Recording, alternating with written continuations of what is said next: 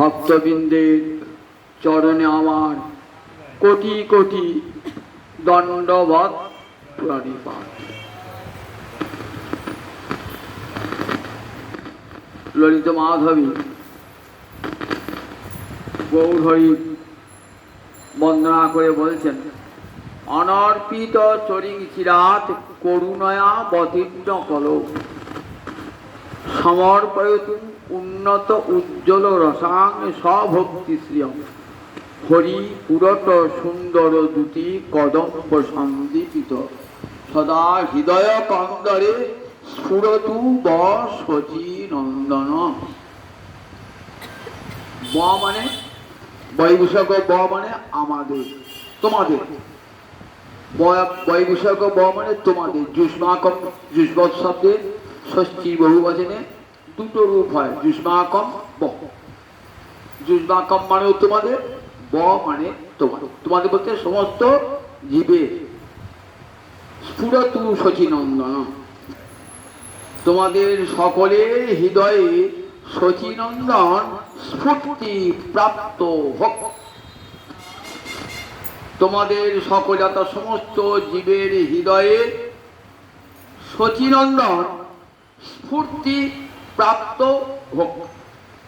অর্থাৎ হৃদয়ের মাঝে শচীনন্দন গৌরহরির মূর্তি জেগে উঠুক সবার হৃদয়ে। স্ফুরতু শচীনন্দন।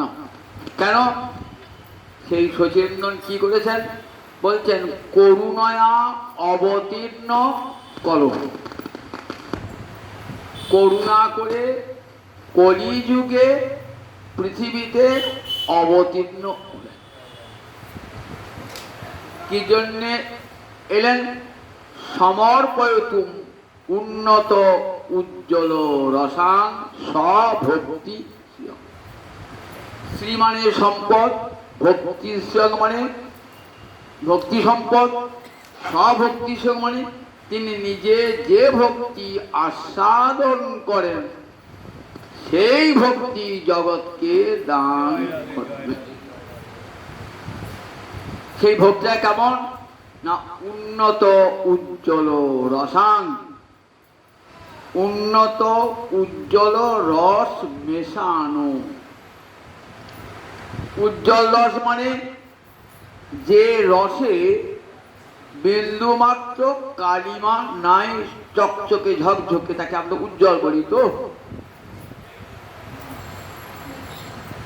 9টা রসের মধ্যে মোট 12টা রস, রসশাস্ত্রে 9টা রস বলেছেন, বৈষ্ণব শাস্ত্রে 12টা রস।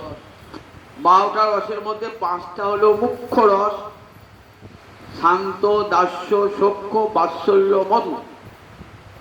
এই মধুর রস কেমন না? উজ্জ্বল রস। ব্রজগোপীদের যে মধুর রসে কৃষ্ণ সেবা, সেটা হলো উজ্জ্বল রস।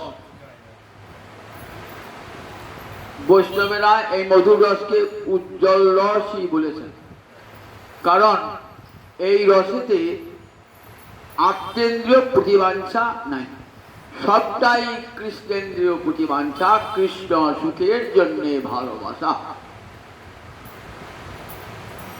এবং উন্নত উজ্জ্বল তো বটে, যদি কি চাওয়া পাওয়া থাকে, নিজের সুখের বাঞ্ছাও যদি থাকে, তাহলে সেটা মলিন হয়ে যায়, উজ্জ্বল হয় না। ব্রজগোপীদের যা কিছু সব কৃষ্ণের জন্যে। যদ্যপি দেখিয়ে গোপীর নিজ দেহে প্রীত, তথাপি কৃষ্ণের লাগি জানি নিশ্চিত। কবিরাজ গোসাই পাল বলছে, বলছে কেন গোপীদের দেহ সুখ ছিল না? তারা সাহায্য করত, প্রসাধন করতো, এটি বোঝা দেহ সুখ। না না, সেও তো কৃষ্ণের লাগি জানি নিশ্চিত। কৃষ্ণের জন্যে আমার অঙ্গ শোভা দেখে কৃষ্ণ আনন্দ পাবেন বলি, গোপীর অঙ্গ শোভা দেখে কৃষ্ণের বদন প্রফুল্ল হয়ে উঠত। তাই কৃষ্ণকে সুখী করবার জন্যে গোপীরা অঙ্গে প্রসাধন করে। অভিসারে যাবেন রাধারানী, তো সাজছেন, কে সাজাচ্ছে? ললিতা বিশাখারা সাজাচ্ছে। সম্মুখে একটা বড় দর্পণ আয়না আছে, সাজছেন তো, নিজে সাজছেন, কিন্তু মনে মনে ভাবছেন গোবিন্দ আমার বদনের কোন সৌন্দর্য দেখলে পারে সুখী হবে। বারবার সাজ, না হলো না, এই সখী দেখ ললিতা এভাবে সাজাচ্ছেন, এভাবে সাজাচ্ছেন, বারবার সাজছেন, নিজে সাজছেন। দর্পণে কার মুখটা ফুটে ওঠে? আপনি যখন সাজেন, আমরা সবাই দর্পণ থাকে, কার মুখটা ফুটে ওঠে? আপনার মুখটা ফুটে উঠতো তো। কিন্তু কি আশ্চর্য, গোবিন্দের বদনটা দর্পণে ফুটে উঠছে। দেখেছেন কেমন কৃষ্ণ ভালোবাসা? নিজের মুখ রাধানি দেখতে পাচ্ছেন না, কৃষ্ণের বদনখানা। কৃষ্ণ পিছনে এসে দাঁড়িয়েছেন, কৃষ্ণ পিছনে এসে দাঁড়িয়েছেন। রাধারানীর ভাবটি ভাঙাচ্ছেন না। রাধারানী কতবার সাজছেন, একবার সাজায় একবার খসায়। সাজায় সারে মেটে নারী, বলি একবার খসায় একবার পরায়। সাজায় সার মেটে নারী। রাধারানী অঙ্গের পোশাক একবার খুলছেন একবার পরাচ্ছেন, একবার খুলছেন, সাজিয়ে সখীদের সাজ দিচ্ছে না। গোবিন্দ দূর থেকে দাঁড়িয়ে দাঁড়িয়ে দেখেছেন তো কেন উজ্জ্বল রস বল। নিজে যে সাজছেন সেটাও যাতে কৃষ্ণ সুখী হবেন, আমার কোন রূপটা দেখলে পারে, নিজের সুখের জন্য নয়, গোবিন্দকে সুখী করবার জন্য। তাই গোপী শোভা দেখে কৃষ্ণের যত মাধুর্য বাড়ে, কৃষ্ণ শোভা দেখে গোপীদের তত মাধুর্য বাড়ে। মন মাধুর্য রাধা প্রেমে দোহে হোরো করি, ক্ষণে ক্ষণে বাড়ে দোহে কেহ নাহি হারি। মন মাধুর্য রাধা প্রেম, গোবিন্দ বলছেন আমার মাধুর্য আর রাধারানী প্রেম দুজনে যেন প্রতিদ্বন্দ্বিতা শুরু করেছে। মন মাধুর্য রাধা প্রেম, দেখেছেন কবিরাজ গোস্বামী পাদ কেমন ভাষা। মন মাধুর্য রাধা প্রেম দোহে হোর করি, হোর মানে প্রতিযোগিতা করছে। আমার মাধুর্য আর রাধারানীর প্রেম এই দুটোই যেন প্রতিযোগিতা, কে হারে কে জেতে। মন মাধুর্য রাধা প্রেমে দোহে হোর করি, ক্ষণে ক্ষণে বাড়ে দোহে কেহ নাহি হারি।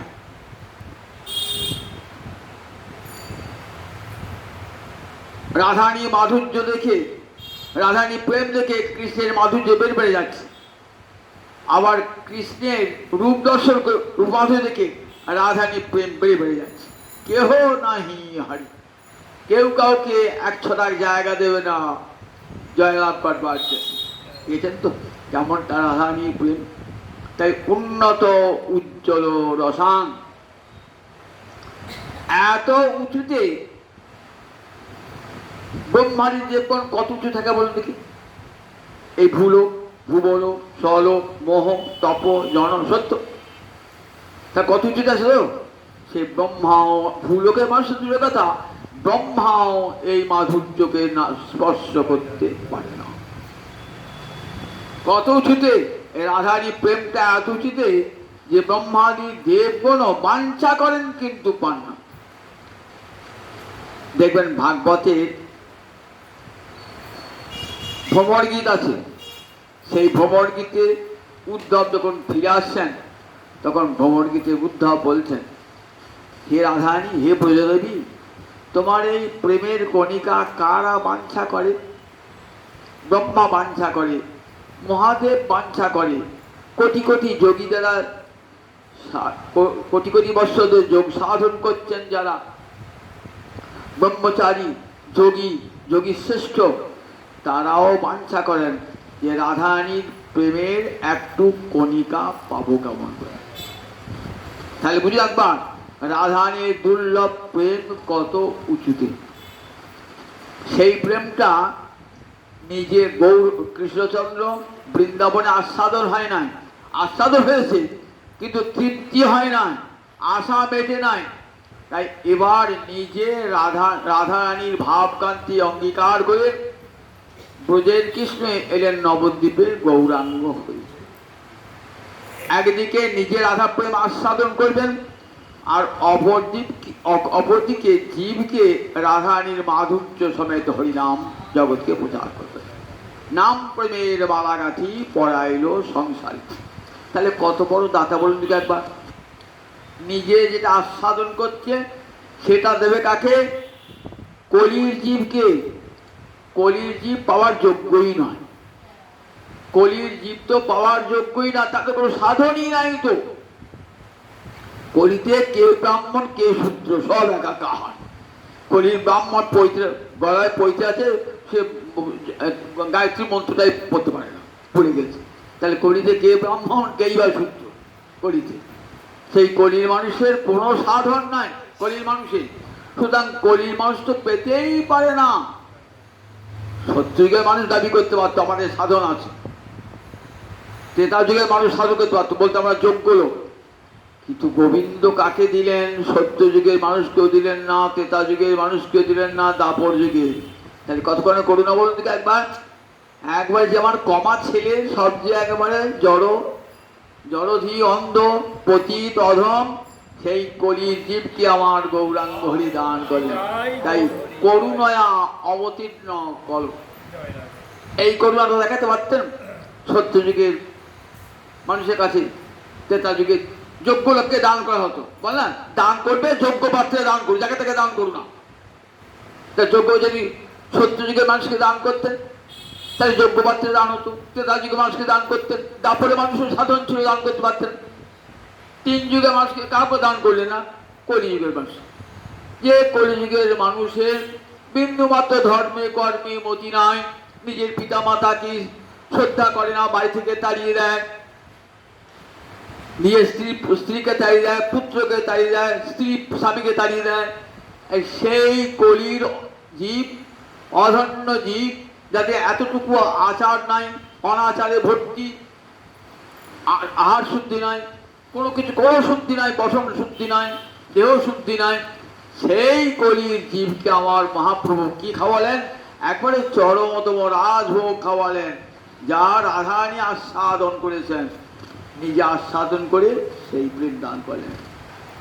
তাই বলছেন করুণয়া অবতীর্ণ কল কি জন্য? সমর্পিত সম্যক রূপে অর্পণ করবার জন্য।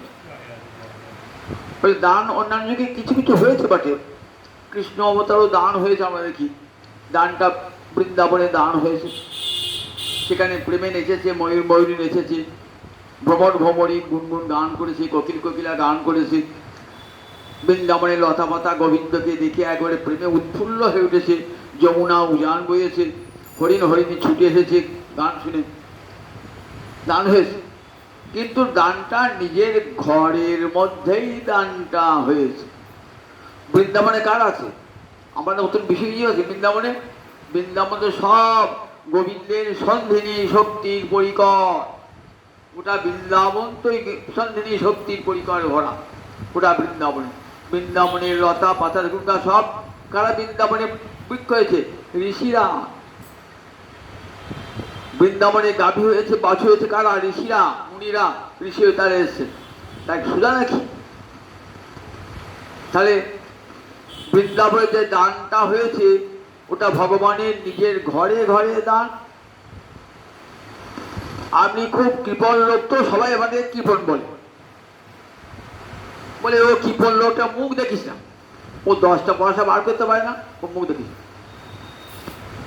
তা গোবিন্দা চবাব, গোবিন্দ কৃপণ, গোবিন্দ কৃপণ, প্রেম দান করতে পারে বলে গোবিন্দ কৃপণ। কৃপণ লোকের সমাজে সম্মান থাকে না, ভাবছেন এই কৃপণ নামটা আমাকে ঘোচাতে হবে। কি করে ঘোচাতে হবে?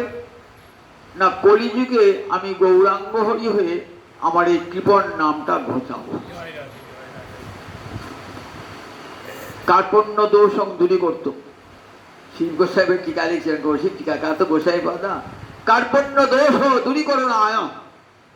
ভগবানের কার্পণ্য দোষ দূর করবার জন্য গৌরাঙ্গ রূপে আবির্ভূত হলেন। আর কে কৃপণ বলবেন? বৃন্দাবনে দান, আমি কিভাবে গেলাম? দান করিস তো? কৃষ্ণ বলছেন আমি দান করি না, গৌর দান করি নাই, বৃন্দাবনের লতা পাতা সবাইকে প্রেম দান করিস তো? বললে ও ঠাকুর, দানটা কাকে করেছো? নিজের লক্ষ্মী দান করেছো, আমাদেরকে দিয়েছ? আমাদের মতো কলিহতে জীবকে দিয়েছ? আপনি কৃপণ ছিলেন, সবাই কৃপণ বলতো, আমি বলতে আমার আর কিছু চাকরি না, আমরা সবাই কৃপণ বলতো, আর কৃপণ বলো না, সব আমি দান ঘরে যা ছিল সব গোবিন্দ দিয়েছি। কাকে দিয়েছো গো? বড় ছেলেকে, মেজো ছেলেকে, ছোট ছেলেকে, নাতিকে, নাতনিকে, জামাইকে। খুব দান হয়েছে, খুব দান করেছো তুমি, খুব দান। নিজের ঘরের সম্পদ ঘরেই রেখে দিলে, দিয়ে বলছে আমি দান করলাম। কৃপণ নাম খুঁজে না। গোবিন্দ ঠিক তেমনি, গোবিন্দের দানটা কেমন? নিজের ঘরের সম্পদ ঘরেই রেখে দিয়েছেন, বৃন্দাবন দিয়েছেন। যেটা পরকে দান করতে পারেন তবেই তো আপনি দাতা। গৌর হরি দান করলেন বৃন্দাবনের বাইরে। সমর্পয়তু উন্নত উজ্জ্বল রসাং স্বভক্তি শ্রিয়াং। তাই কত বড় দান হয়ে দেখুন আমার গৌরাঙ্গ অবতারে। সম্ভব রূপে অর্পণ হবে, এবার আর কেউ বাকি থাকবে না। সকলকে অর্পণ করবার জন্যে অনর্পিত চলে গেছিলাম। কতদিন দেন নাই খিয়া দীর্ঘকাল। কোন একবার পরিতে গৌরাঙ্গ হরি এসেছিলেন, কত কত হাজার হাজার কোটি কোটি বৎসর পূর্বে তখন দিয়েছিলেন। তারপর তো কত যুগ কেটে গেছে, আবার মনে হলো কতদিন তো দি নাই, দীর্ঘকাল দান করি নাই, তাই আবার দেবো। অর্পিত চরিং মানে যা পূর্বে দেওয়া হয়েছে। চরট একটি প্রত্যয়, অর্পিত শব্দের সঙ্গে চট করলে অর্পিত চর। চরি হলো কেন? স্ত্রীলিঙ্গ, ভক্তি শব্দ স্ত্রীলিঙ্গ, তার বিশেষণ হলো অর্পিত চরি। তার বলে অর্পিত চরি মানে যা দেওয়া হয়েছিল, আর অনর্পিত মানে যা দেওয়া হয় নাই কোনো। অনর্পিত চরি দীর্ঘকাল যা দেওয়া হয় নাই। কপিল দেব এসে দেন নাই? আমরা ভাগবতী তৃতীয় স্কন্ধে কি কপিল ভক্তি তত্ত্ব বর্ণনা করছেন, দেন নাই? বললেন কপিলের ভক্তি আর গৌর হরির দেয়া ভক্তি এক নয়। কপিলের দেয়া ভক্তি বিধি ভক্তি, বৈধি ভক্তি, আর আমার গৌর হরি কি দান করলেন? এই উন্নত রাগ ভক্তি দান করলেন। যে ভক্তি ব্রজের গোপীগণ আস্বাদন করেন, সেই ভক্তি দান করলেন কলিযুগের মানুষ। সেই সচিনন্দন অত যুষ্মাকম তোমাদের হৃদয়ে নিরন্তর স্ফূর্তি প্রাপ্ত হন। সন্ন্যাস গ্রহণ করে, সেই প্রেম দানের সংকল্প গ্রহণ করে, নাম দানের সংকল্প গ্রহণ করে আমার মহাপুর চলেছেন দক্ষিণ ভারতে। হরে কৃষ্ণ কৃষ্ণ কৃষ্ণ হরে হরে, হরে রাম রাম রাম হরে হরে, হরে কৃষ্ণ কৃষ্ণ কৃষ্ণ হরে হরে, হরে রাম রাম রাম হরে হরে।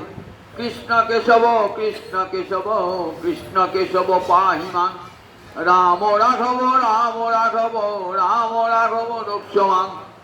দুটি বাহু তুলে কীর্তন করতে করে চলেছেন দক্ষিণের পথে। পয়স্বিনী নদীর তীরে এসে আদি কেশবের মন্দিরে ব্রহ্ম সংহিতা পাঠ শুনেছেন, পুঁথি নকল করে নিয়েছেন। এ কথা গতদিন বলেছি। এবার প্রভু কোথায় এলেন? এবার প্রভু এলেন সিঙ্গেরি মঠে। সিঙ্গেরি মঠ কি জন্য প্রসিদ্ধ বলুন দেখি? জগৎগুরু শঙ্করাচার্যের মঠ। যে শঙ্করাচার্য ভারতবর্ষের চারদিকে 4টে মঠ স্থাপন করেছিলেন। জগৎগুরু বলি আমরা, শিবাবতার জগৎগুরু। চারদিকে 4টি মঠ, গোবর্ধন মঠ, সিঙ্গেরি মঠ, সারদা মঠ, এই 4টে মঠ।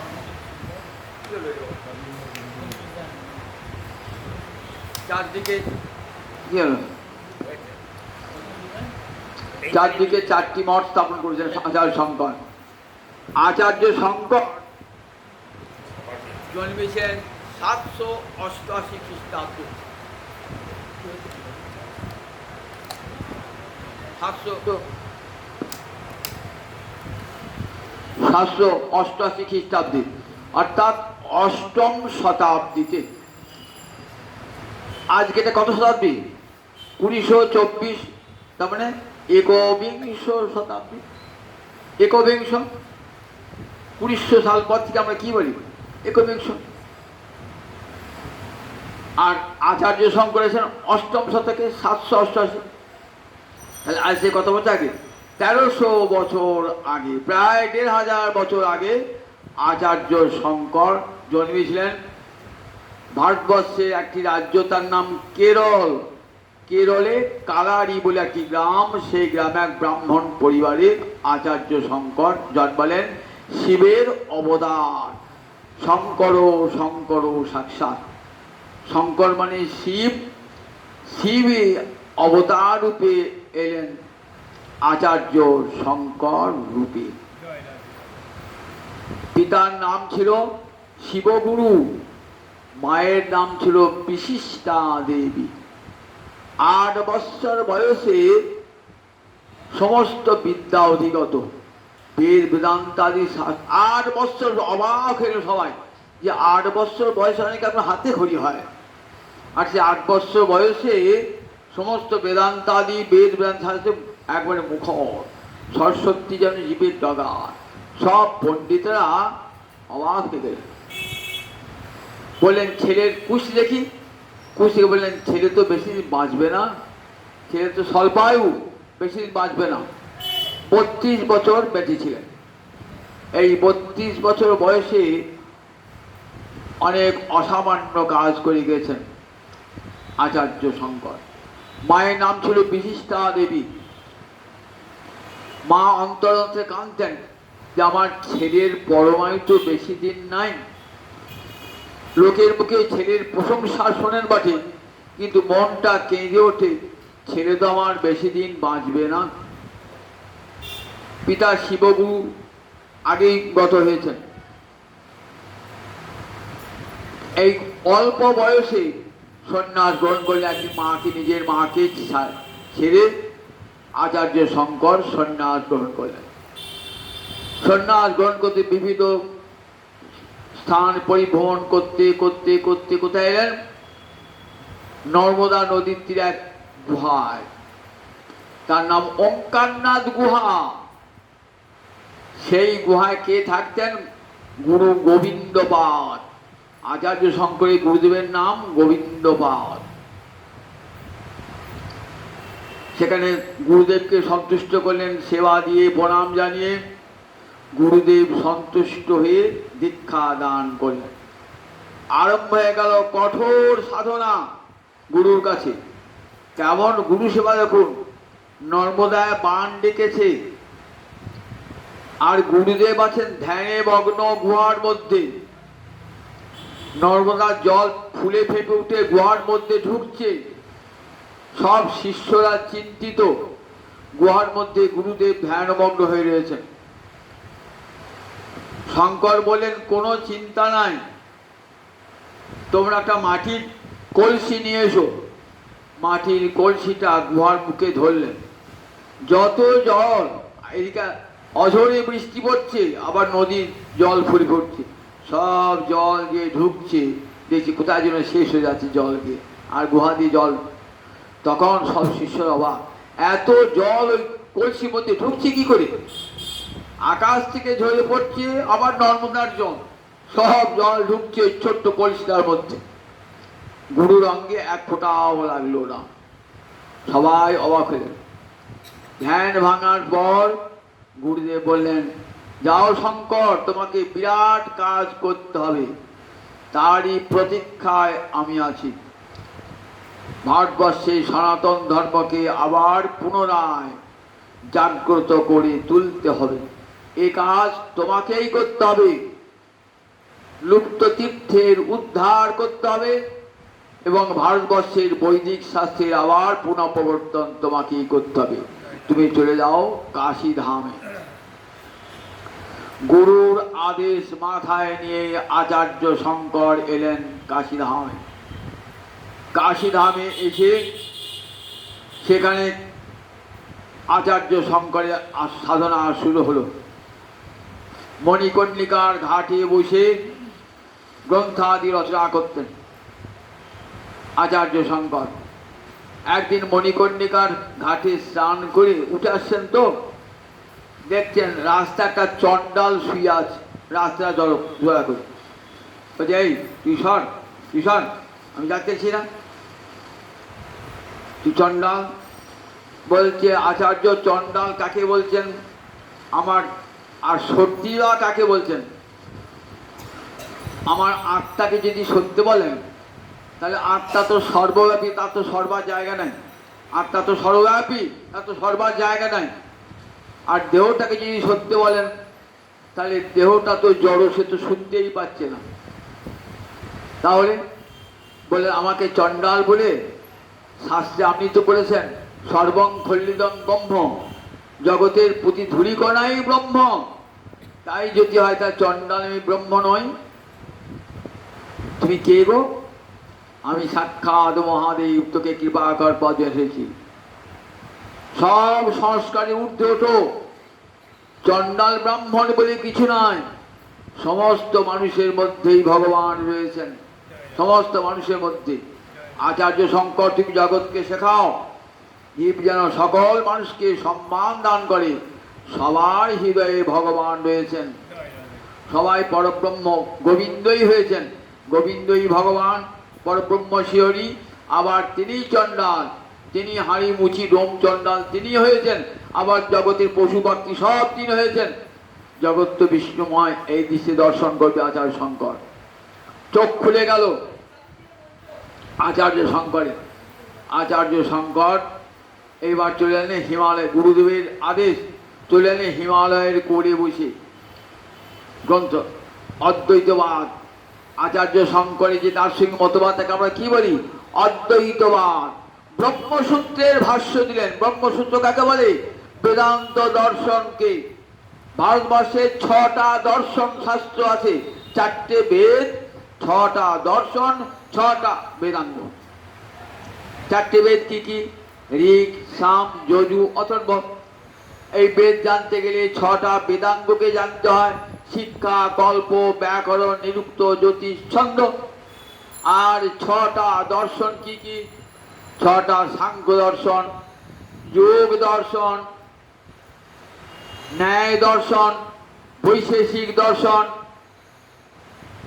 মীমাংসা দর্শন, আর শেষ দর্শনটি নাম হলো বেদান্ত দর্শন।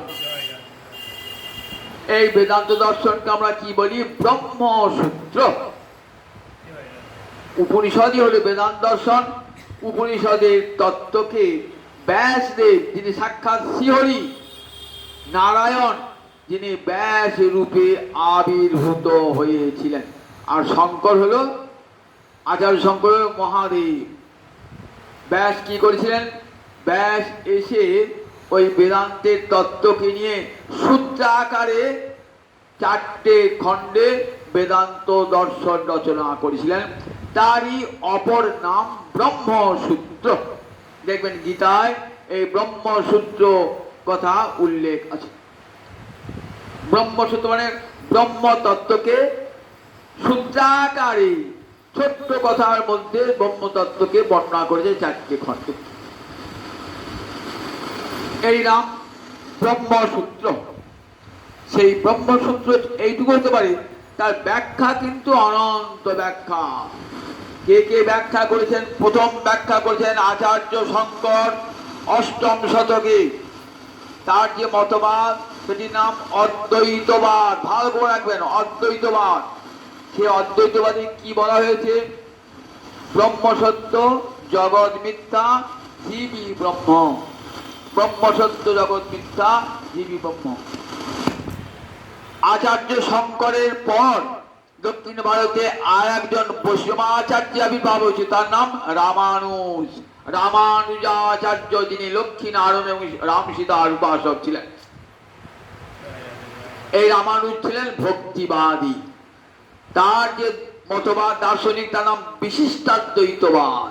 তাহলে আচার্য শঙ্করের মতবাদ হলো অদ্বৈতবাদ, রামানুজের মত হলো বিশিষ্ট অদ্বৈতবাদ।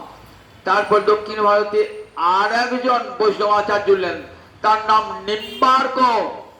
এই নিম্বার্কের দ্বৈতাদ্বৈতবাদ। তারপরে আর একজন এলেন মাধ্যাচার্য, ইনি দ্বৈতবাদী। এমনি করে এক একজন আচার্য, শঙ্কর, রামানুজ, নিম্বার্কাচার্য, মাধ্যাচার্য, এরা বেদান্ত সূত্রের ভাষ্য দান করলেন। এই ভাষ্যের উপরই দাঁড়িয়ে আছে ভারতবর্ষে হিন্দু ধর্ম, সনাতন ধর্ম। কতভাবে বিভিন্ন দৃষ্টিভঙ্গি দিয়ে সাধকেরা বিভিন্নভাবে ব্রহ্মতত্ত্ব ব্যাখ্যা করেছেন। আচার্য শঙ্করের প্রতি আদেশ ছিল যে জগৎ ভগবত বিমুখ হয়েছে, তুমি জগৎকে শোনাও সেই ভগবানের কথা। আচার্য শঙ্কর গুরুদেবের আদেশ শিরোধার্য করে তখন বৌদ্ধ ধর্মের প্লাবনে জগৎ ভেসে গেছে, হিন্দু ধর্ম প্রায় লুপ্ত হতে চলেছে। সামন্তকার রাজারা সাধারণত ছিলেন বৌদ্ধবাদী। অশোক, হর্ষবর্ধন দেখেছেন, সব কি ছিলেন? সব এরা বৌদ্ধ ধর্মের লোক ছিলেন। ফলে হিন্দু ধর্মের প্রতি এদের একটা বিদ্বেষ ছিল এবং হিন্দু ধর্মের বহু গ্রন্থকে এরা বিনষ্ট করে দিয়েছিলেন এবং চাইতেন ধরাতলতে সনাতন ধর্মকে বিনাশ করা হোক। রাজশক্তি যার সাহায্য পায় সেই ধর্ম তো প্রসার লাভ করে। তার ফলে বৌদ্ধ ধর্ম ভারতবর্ষ ছাড়িয়েও ভারতবর্ষের বাইরে সর্বত্র প্রসার লাভ করেছিল। হিন্দু ধর্ম তখন কোণঠাসা। সেই অবস্থায় আচার্য শঙ্কর ভগবান যুগে যুগে সনাতন ধর্মের রক্ষককে, ভগবান শ্রীহরি যুগে যুগে এই সনাতন ধর্মকে রক্ষা করেছেন। এই সনাতন ধর্মের কেউ প্রতিষ্ঠাতা নয়, জগতে অন্যান্য ধর্মের প্রতিষ্ঠাতা আছে, সনাতন ধর্ম স্বয়ং ভগবানের ধর্ম, সনাতন ধর্ম। তাই ভগবান যুগে যুগে এই ধর্মগুপ্তা, সনাতন ধর্মের রক্ষক তিনি। তাই এই ধর্ম কোনো দিন কেউ বিনাশ করতে পারবে না, যে ধর্মের মূল গোবিন্দ স্বয়ং। সুতরাং এই ধর্মকে বিনাশ করবার শক্তি জগতের কারও নাই। মুসলমান এসেছেন, খ্রিস্টান এসেছেন, বৌদ্ধ এসেছেন, সবাই আঘাত করেছেন এই সনাতন ধর্মকে, কিন্তু কেউ বিনষ্ট করতে পারে না। যেমনকার তেমনি আজ পর্যন্ত সনাতন ধর্ম দাঁড়িয়ে আছে। দেখেছেন তো এই সনাতন ধর্মটার কত শক্তি। কারণ এই সনাতন ধর্মটা সকলের মতকে সম্মান দান করে, সকলের মতকে, সহিষ্ণু মতবাদ, সবার মতকে বলে না যে আমার ধর্মটাই বড়, এটাই গ্রহণ করো, অন্য ধর্ম করো না। এটা সনাতন ধর্মের মানুষ বলে না। তারা সকল ধর্মের মানুষকে সমান সম্মান দান করে, পরমত সহিষ্ণুতা, এটাই সনাতন ধর্মের বড় গুণ। যার ফলে বহু ছোটখাটো মতবাদ এই সনাতন ধর্মে ভিড়ে মিশে গিয়েছে। সেই সনাতন ধর্ম, লুপ্ত সনাতন ধর্মকে আচার্য শঙ্কর আবার নূতন করে প্রতিষ্ঠা করলেন। সমস্ত উপনিষদের ভাষ্য দিলেন, বেদান্ত সূত্রের ভাষ্য দিলেন, গীতার কি সুন্দর ভাষ্য দিচ্ছেন, বিরাট ভাষ্য দিচ্ছেন গীতার। এই ভাষ্যগুলি না পড়লে তো ধরুন বোঝা যায় না, গীতার শ্লোক পড়া যায় না, ভাগবতের শ্লোক পড়া যায় না, ভাষ্য না পড়লে, টিকা না পড়লে। এগুলি সব পণ্ডিতরা করে গেছেন, বৈষ্ণবাচার্যেরা, আচার্য শঙ্কর। সেই শঙ্কর জীবনের শেষ প্রান্তে এসে কেমন করে গোবিন্দ ভজন করতে বলছেন দেখুন জগতের জীবকে। যে ছাত্ররা ব্যাকরণ পড়ছেন তো বলছেন ব্যাকরণ পড়ে কি হবে রে, ভজ গোবিন্দাং ভজ গোবিন্দাং ভজ গোবিন্দাং মুহুরামতে প্রাপ্তে সন্নিহিতে মরণে নহি নহি রক্ষতি দুঃকৃঙ্করণে ভজ গোবিন্দাং ভজ গোবিন্দাং ভজ গোবিন্দাং মুহুরামতে। নিজের ছাত্রগণকে বলছেন দেখো ব্যাকরণের সূত্র ক্রি ধাতু উভয় পদী, আত্মনেপদী না পরস্পরপদী, এটা জেনে তোমার কি হবে? সাংসারিক জগতে, ব্যবহার জগতে লাভ হবে, তোমাকে বড় পণ্ডিত বলবে, পয়সা ব্যয় করতে পারবে, কিন্তু ওই জগতে কোনো লাভ নাই। এই জগতে আপনি বড় পণ্ডিত হন না কেন, বড় বিজ্ঞানী হন, বড় বৈয়াকরণ হন, বড় সাহিত্যিক হন, বড় দার্শনিক হন, এই জগতের সীমাতে সব গৌরব একদিন কোথায় শ্মশানের শেষ। সব গৌরব ও সব অহংকার একদিন শ্মশানে এসে। কিন্তু দেখো বলে দেখো ভজ গোবিন্দ, এই কৃষ্ণ ভক্তি এটা বিনাশ হবে না, শ্মশানে যাবে না, শ্মশানে সব শেষ হয়ে যাবে, কিন্তু আপনার অন্তরে যে কৃষ্ণ ভক্তি এটা বিনাশ হবে না। নহি নহি রক্ষি প্রাপ্তে সন্নিহিতে মরণে। আমরা মরণটাকে আটকাবে কে? বলে এই কৃষ্ণচরণে ভক্তি মরণটাকে আটকিয়ে দেবে। তার মানে আর জন্ম মৃত্যুর চক্রে আপনাকে আসতেই হবে না, জন্ম মৃত্যুর চক্রে আসতেই হবে না। যতদিন আসবে যাবো আবার জন্ম মৃত্যুর চক্রে পড়তে হবে, তো অমৃত ধামে নিয়ে যাবে। তাই ভজ গোবিন্দাং ভজ গোবিন্দাং ভজ গোবিন্দাং মুহুরমতে প্রাপ্তে সন্নিহিতে মরণে নহি নহি রক্ষতি দুঃখিকরণে। গোবিন্দ শত্রু মোহমুদ্গরা দ্বারা, মোহমুদ্গর, মুদ্গর মানে মুগু, মোহ নিদ্রায় ঘুমিয়াছি তো মুগুর মেরে ঘুম ভাঙাচ্ছেন। কা তব কান্তা কষ্টে পুত্র সংসার অয়ম অতীব বিচিত্র। নলিনী দল দল জলমতি তরলং তাবৎ জীবনম অতিশয় জপন। বলছেন দেখ, কা তব কান্তা, বোর জেনে কাঁদছিস? কে তোর বউ রে? আগে তোর ওই বউ ছিল, পর্যায়ে বউ হবে? কষ্টে পুত্র ছেলে জেনে কাঁদছিস? আগে জন্ম তো ছেলে ছিল, পর্যায়ে ছেলে হবে? কাতে কান্তা কষ্টে পুত্র সংসার অয়ম অতীব বিচিত্র। সংসার বড় বিচিত্র সংসার। কাকে বউ বলছিস, কাকে ছেলে বলছিস? ওটা দুদিনের মায়ের সম্পর্ক মাত্র, থাকবে না সম্পর্কটা। যে সম্পর্কটা মায়ের মায়া দেওয়া সম্পর্ক সে তো মিথ্যা, মিথ্যা। ওই সম্পর্ক ধরে রাখিস না। সংসার অয়ম অতীব বিচিত্র। সংসারের এক সবাই পাওনা থোনা নেবে, দেওয়ার বেলায় কেউ নাই সংসারে। যখন দাও থাও সব নেবে, সবাই মিলে হলো। তারপর কারবার যখন নিজের শরীর নুবজ কুবজ হয়ে যাবে, অর্থ উপার্জন করতে পারছেন না, তখনও বলবে তুমি যাও বাবা, এবার বিদায় নাও, তোমার কাজ শেষ হয়ে গেছে, আর তোমার প্রয়োজন নাই, তুমি পুরো হয়ে গেছো তো, আর তোমার কাজ কি? চলে যাও। যতদিন থাকবে সংসারে আপদ রূপে আবর্জনা রূপে থাকতে হবে। তাহলে দেখুন, একদিন এই সংসারে কত আদর পেয়েছি, টাকা পয়সা উপায় করেছি, আর যেদিন শেষ হয়ে গেল আর কেউ আদর করে না। তাই সংসার অয়ম অতীব বিচিত্র। এমন মায়ার খেলা সংসার, যে সংসারকে আপন বলে ভেবেছিলাম সেই সংসার আপন নয়, এখন কষ্ট বুঝতে পারলাম। দেখুন, সংসার অয়ম অতীব বিচিত্র। নলিনী দল দল দল জল জলমতি দল। নলিনী দলে অর্থাৎ পদ্ম পাতায় যদি জল থাকে, নলিনীর দলগত জল, পদ্ম পাতায় যদি জল থাকে চঞ্চল টলমল টলমল করে। তারপর জীবনম অতিশয় চপল। ওই জীবনটা দেখ, এখনই আছিস, এখনই মরে যাবি, এখনই আছিস, কথা বলতে বলতে নিঃশ্বাস বন্ধ হয়ে যাবে। এখন দাদা, এখন তো যুবক আছি, যুবতী আছি, বুড়ো আসুক, খুব খুব করে কাশি হোক হোক, তারপর তো বলবো 80 বছর 85 বছর বয়স হোক। বললেন দেখো, মায়ের পেটে মরে যায় ছেলে, জন্মে খেলতে খেলতে মরে গেল ছেলে, মৃত্যুর আবার কোনো বয়স আছে নাকি? মৃত্যুর বয়স নাই, মৃত্যুর সময় নাই। যে কোন নলিনী দলগত জলমতি দল, নলিনী দলগত, নলিনী দল পদ্মের দলের পাতায় জল যেমন টলমল টলমল করছে, তেমনি যে কোনো মুহূর্তে মৃত্যু এলে হবো, দাঁড়াও একটু অপেক্ষা করো, ছেলেটা মানুষ হয় না, দুদিন বাদে এসো, যাবে যমরাজা শুনবে, যমরাজা শুনবে না, বলে এখনই তোমাকে যেতে হবে, যখনই তখনই। তাই তারপর জীবনাম অতিশয় চপলম। তাই ভজ গোবিন্দাং ভজ গোবিন্দাং ভজ গোবিন্দাং মুহুরমতে। কিন্তু কি আশ্চর্য, মায়ার এতখানি প্রভাব না, মায়ার প্রভাবে আমাকে দেখুন, দিনমপি রজনী সাহাযং প্রাত শিশির বসন্ত পুনরায়াত কাল ক্রীড়তি গচ্ছত্তায়ু তদপি ন মুঞ্চত্তা সাবায়ু। দিন রাত হলো, আবার রাত দিন হলো, বসন্তকাল চলে গেল, শীতকাল এলো, শীতকাল চলে গেল, বসন্তকাল এলো, এমনি করে যাচ্ছি।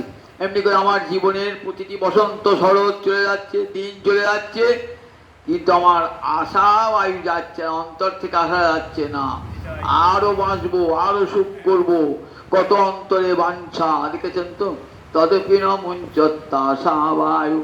বুড়ো খুক খুক করে ধন্য আশা কুহকিনী, তোমার মায়ায় মুগ্ধ এই ভুবন ত্রিভুবন। নবীন সেনের কবিতা আছে না, এমন আশা না, আশা আমার মাইকেল মধুসূদন দত্তের আশার ছলনে ভুলি কি ফলে লভিন হয়। আশা এমন করে মানুষকে বাঁচিয়ে রেখে দেয় না। একটা ভিকিরি, তার কেউ নাই, বৃদ্ধ হয়েছে, থুর কাঁপছে, সেও দেখবে বালিশের তলায় টাকা জমি রেখে দিচ্ছে। সেও বালিশের তলায়, আরে টাকা নিয়ে তুই কি করবি, তো মরতে বসেছিস তো। সেও ভিক্ষা করে এনে টাকা রাখছে, ব্যাংকের পাস বই তার বিরুদ্ধে দেখছে, তার বালিশের তলায় ব্যাংকের পাস বই রয়েছে, সেখানে সে ব্যাংকে টাকা রেখে আসছে। কি আশ্চর্য দেখুন, তার আর কেউ নাই, খুব করে কাশছে, বটতলায় শুয়ে আছে, দেখবার কেউ নাই, এবার ঠিক করে কোন মরেও যাবে, কিন্তু আশা ছাড়ছে না। আর বাড়ি করবো, বাড়ি কিনবো, বাড়ি কিনবো, সংসার করবো, কি বাঞ্ছা সংসারে, দেখেছেন তো আশার। বলছেন দেখো কেমন, রাত্র উচি বুক সমর্পিত অগ্রে অগ্রে বন্যী পৃষ্ঠে ভানু, রাত্রেও সমর্পিত, রাত্রেও সমর্পিত চিবুক জানু। বলছেন তরুতল ভিক্ষা করতল বাস, করতল করতল ভিক্ষা তরুতল বাস, তদপিন মঞ্চত্তাশা পাশ। অগ্রে বন্যী পৃষ্ঠে ভানু, রাত্রেও চিবুক সমর্পিত জানু। করতল ভিক্ষা তরুতল বাস, তদপিন মঞ্চত্তাশা পাশ। একটু বলতে ভুলে যাচ্ছে, কিন্তু বুড়ো হয়ে গেছে তো সব মনে পড়ছে না।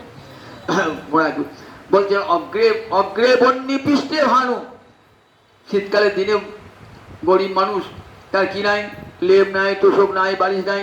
অগ্রে ভানু, আর অগ্রে বন্যী পৃষ্ঠে ভানু, সামনে আগুন জ্বালিয়েছে, আগুন জ্বালিয়ে আগুনে সেক দিচ্ছে।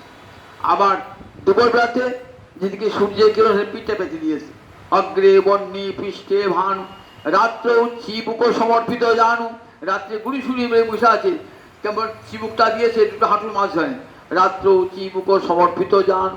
করতল ভিক্ষা তরুতল বাস, করতল হাত হাত পাত্র বোঝ নাই, হাতটা পেতে ভিক্ষা করছে, তরুতল বাস। আর গাছতলায় শুয়ে আছে, তদপিন মঞ্চত্তাশা পাশ।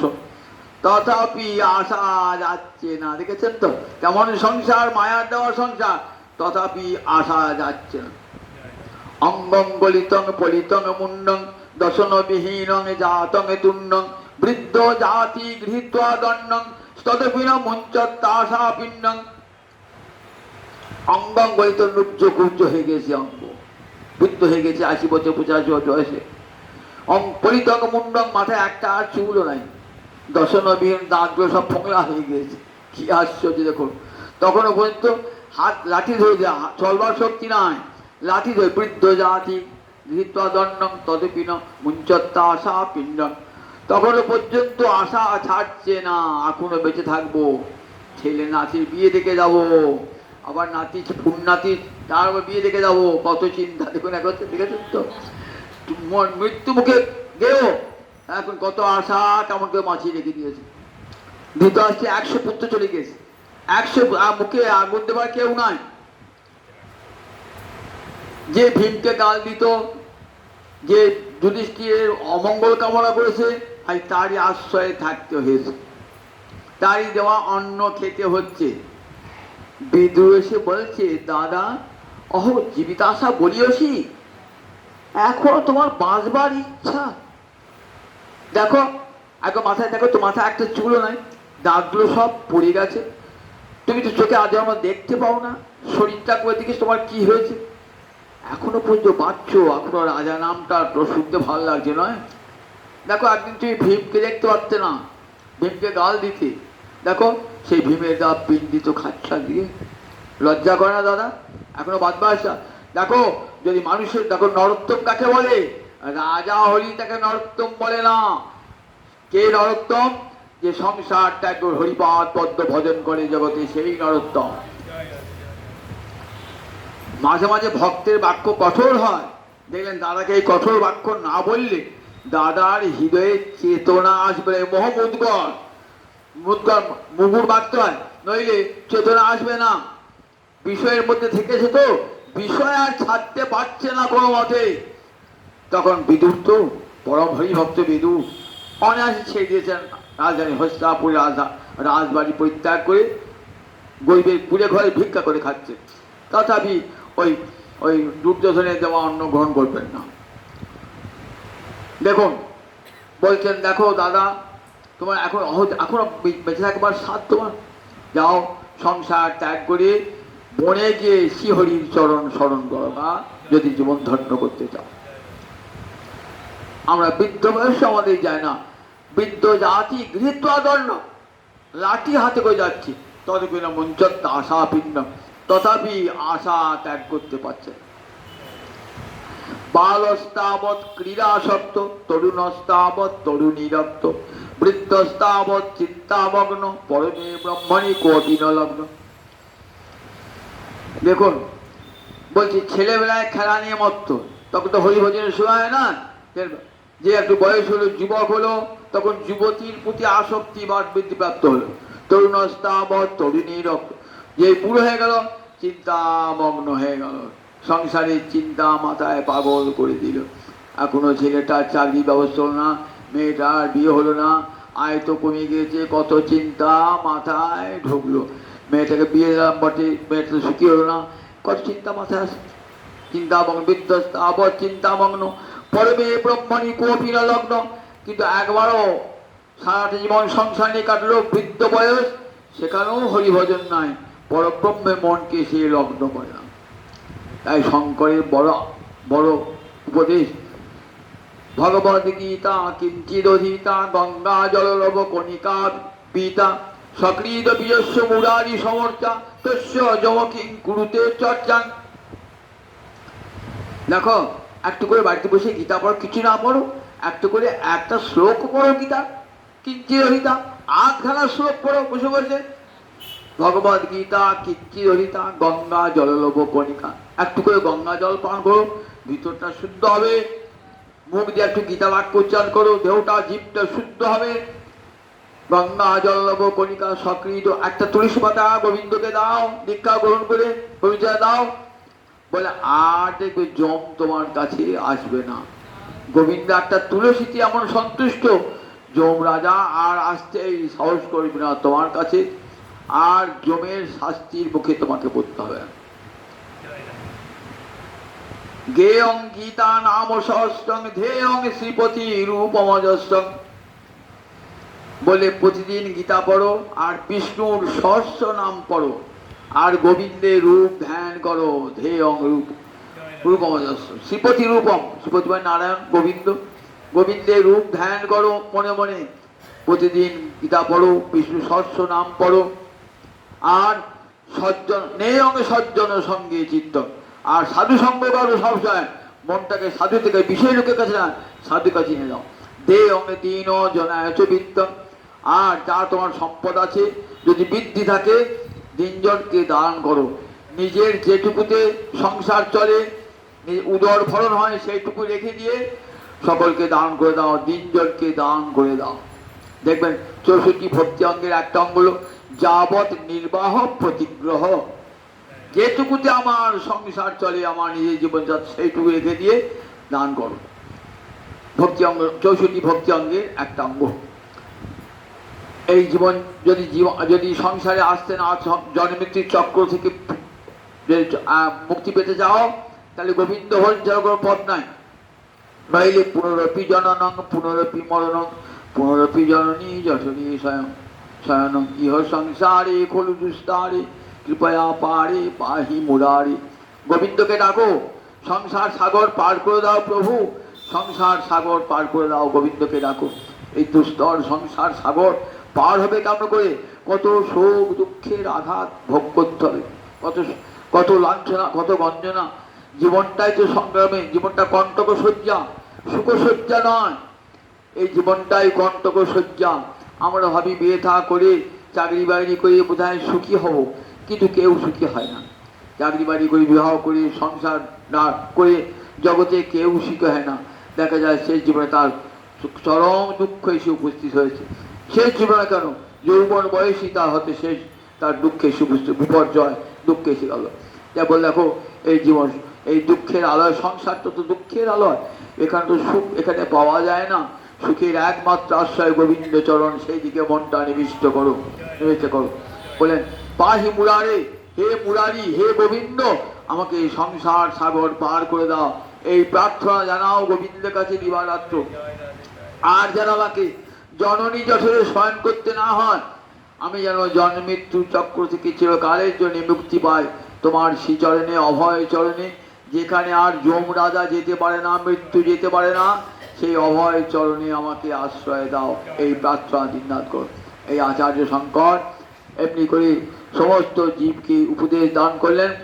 সেই সিঙ্গেরি মঠে এসে আমার মহাপ্রভু আচার্য শঙ্করকে কোটি কোটি প্রণাম জানালেন। আমরাও আচার্য শঙ্করকে প্রণাম, জগৎগুরু প্রণাম জানিয়ে এইখানে আজ ভাগবতী কথার বিরাম। আগামী দিন মৎস্য তীর্থের কথা শোনাবো। জয়নি তাই, জয়নি তাই। জয় জয় রাধে